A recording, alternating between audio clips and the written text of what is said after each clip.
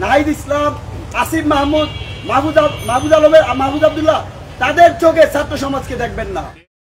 এই বৈষম্যবিরোধী ছাত্র আন্দোলন যারা একটা পকেটবন্দি হয়ে গেছে। এই বৈষম্যবিরোধী ছাত্র আন্দোলন যদি করতে হয় তাহলে আপনাকে ছাত্রদল ছাড়তে হবে, আপনাকে ছাত্র ইউনিয়ন ছাড়তে হবে, আপনাকে শিবির ছাড়তে হবে, পরিষদ ছাড়তে হবে। আমরা তো এইরকম একটা বাংলাদেশ চাই নাই।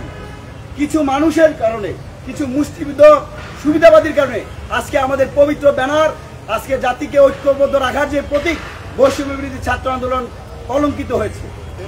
আমরা প্রধান উপদেষ্টা প্রফেসর ইউনূসের প্রতি আহ্বান জানাই। আপনি বারবার বলেছেন ছাত্র সমাজ আপনার পক্ষে আছে, তাদের কথা শুনছেন, কিন্তু আপনার প্রতি আহ্বান থাকবে আপনি নাহিদ ইসলাম, আসিফ মাহমুদ, মাহবুব আব্দুল্লাহ তাদের চোখে ছাত্র সমাজকে দেখবেন না। তারা ছাত্র সমাজের একটা অংশ, কিন্তু আপনারা তাদেরকে নিয়ে পুরো বাংলাদেশের প্রত্যেকটা ছাত্র সমাজকে আপনারা ডিনাই করছেন। আমরা আজকে থেকে প্রায় 3 মাস আগে মধুর ক্যান্টিন থেকে সংবাদ সম্মেলন করেছিলাম। ছাত্রদের মধ্যে ক্ষোভ বাড়ছে। আপনারা শুধু বৈষম্যের যারা আছে, নাগরিক পার্টি যারা আছে, বাক্সার যারা আছে তাদেরকে নিয়ে বসছেন।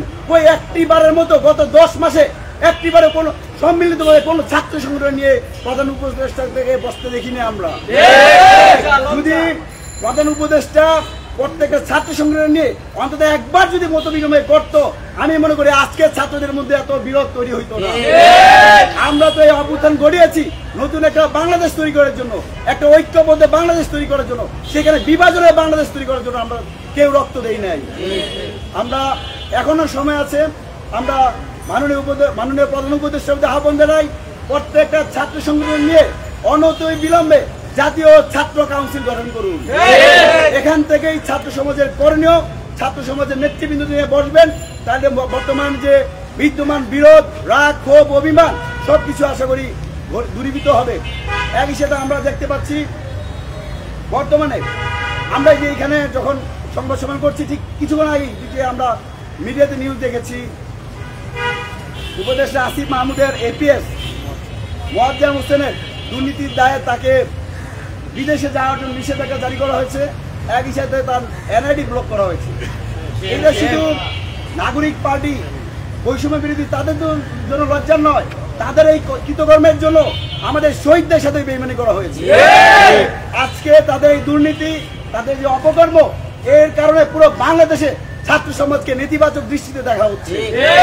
আমরা সরকারের প্রতি আহ্বান জানাই, যারা এই দুর্নীতির সাথে জড়িত আছে তাদের বিরুদ্ধে ব্যবস্থা নিন, কারণ ছাত্র সমাজ তাদের সাথে জড়িত নয়। একই সাথে আমরা দেখতে পেয়েছি নাহিদ ইসলাম নাগরিক পার্টির আহ্বায়ক বলেছেন বর্তমানে বর্তমানে যে উপদেষ্টা পরিষদ রয়েছে সেখানে ছাত্র প্রতিনিধি হিসেবে যে 2জন উপদেষ্টা রয়েছে তারা নাকি নাগরিক পার্টির কেউ না। বিশ্বাস করেন, এটা একদম নির্লজ্জ মিথ্যাচার। আমরা নাহিদ ইসলামের কাছে আমাদের জুলাই অভ্যুত্থানের মহানায়ক হিসেবে আমরা যাদেরকে চিনি, যাদের নেতৃত্বে পুরো বাংলাদেশ এক ঐক্যবদ্ধ হয়েছিল, তাদের কাছে এরকম নির্লজ্জ মিথ্যাচার আমাদের কষ্ট দেয়।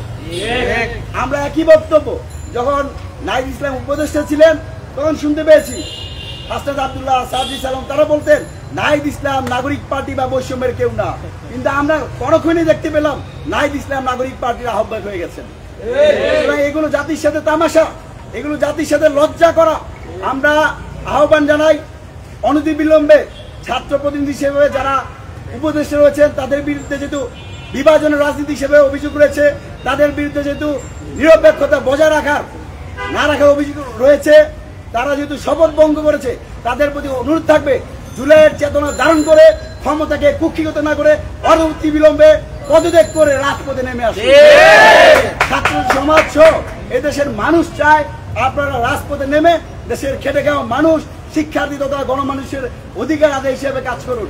আপনাদের কাছে দুর্নীতি, বিভিন্ন যে কেলেঙ্কারি, এগুলো আমরা প্রত্যাশা করি না।